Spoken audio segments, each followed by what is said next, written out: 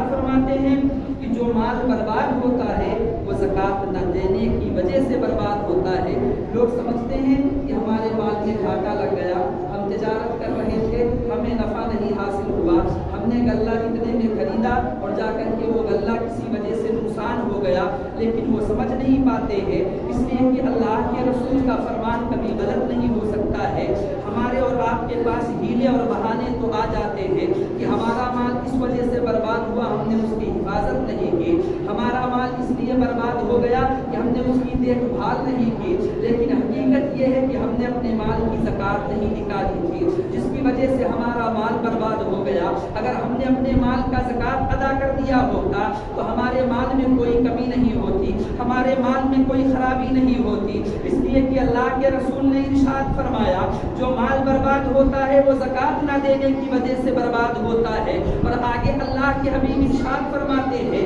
کہ تم اپنے مالوں کو زکوٰۃ نکال کر کے اپنے مالوں کو مضبوط قلعوں میں کر لو۔ جب اپنے مال کا زکوٰۃ آپ نکال دیں گے تو آپ کا مال ایک مضبوط قلعہ میں رکھ لیا جائے گا، تو پتہ چلا کہ زکوٰۃ کا نکالنا بہت ضروری ہے۔ اگر زکوٰۃ نہیں نکال رہے ہو تو مال برباد ہو رہا ہے، اگر زکوٰۃ نہیں نکال رہے ہو تو گنہگار ہو رہے ہو، اگر زکوٰۃ نہیں نکال رہے ہو تو قیامت کے دن تمہارے اوپر ایک سانپ مسلط کر دیا جائے گا، اور وہ سانپ آپ کو خریدتا ہوا بھاگتے ہوئے آپ جائیں گے، آپ کو دوڑاتا رہے گا یہاں تک کہ مالک دوڑتا رہے گا، اور جب دوڑ کر کے وہ تھک جائے گا تو اس سانپ کے منہ میں اپنی انگلی کو ڈال دے گا۔ یہ قیامت کے دن آپ کے سامنے منظر پیش ہونے والا ہے۔ وہ قیامت کا دن ہوگا جن لوگوں نے زکوٰۃ کو نہیں ادا کیا ہوگا ان کے سامنے یہ بھیانک تاریخ ہوگی، اور وہ قیامت کا میدان ہوگا جس میں نہ جانے کتنے لوگ اپنے پسینے میں شرابور ہوں گے، اپنے گناہوں میں دلدل میں پھنسے ہوئے ہوں گے اور ڈوب رہے ہوں گے۔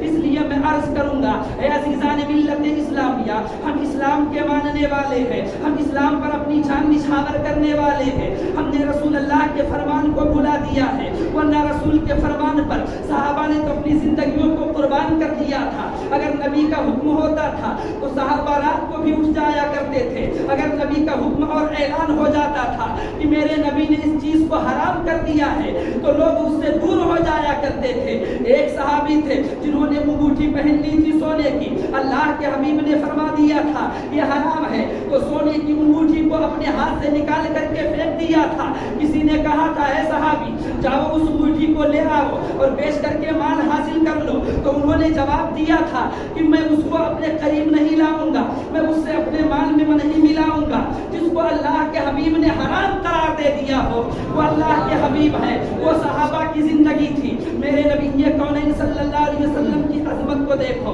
میرے نبی نے جو حکم فرما دیا اسی پر لوگ عمل کرتے ہوئے دکھائی دے رہے ہیں۔ آپ ذرا توجہ کرو کہ رمضان شریف کا مہینہ چل رہا ہے، لیکن رمضان کے تعلق سے جتنے بھی بیان کیے جائیں، جو بھی باتیں بتائی جاتی سن تو لیتے ہیں، لیکن سننے کے بعد میں کرنا ہم کو وہی ہے جو ہمارا دل کرے گا، ہم کو رہنا اسی طریقے سے ہے جو ہمارا دل کرے گا۔ میں آپ کو کہہ نہیں رہا ہوں بلکہ شریعت کا حکم ہے، وہ شریعت کا حکم آپ تک پہنچا رہا ہوں تاکہ آپ سمجھ جاؤ رمضان کا مہینہ یہ ہے، رمضان کا احترام یہ ہے، تراویح کی فضیلت یہ ہے، قرآن کی فضیلت یہ ہے، لیکن ہم نے تراویح کو بھلا دیا۔ اسی مسجد کے اندر ختم قرآن تک کی لوگ تو آ رہے تھے، لیکن ابھی تراویح نہیں بلکہ چھوٹی تراویح ہو رہی ہے، الم تری کیف پڑھایا جا رہا ہے۔ اسی مسجد کے اندر 3 صف ہونا مشکل ہو رہے ہیں، اس میں بھی بوڑھوں کی تعداد ہوتی ہے، جوانوں کی تعداد نہیں ہوتی ہے۔ اے نوجوان تو کیا سمجھ رہا ہے تیری زندگی کیا لمبی کر دی گئی ہے؟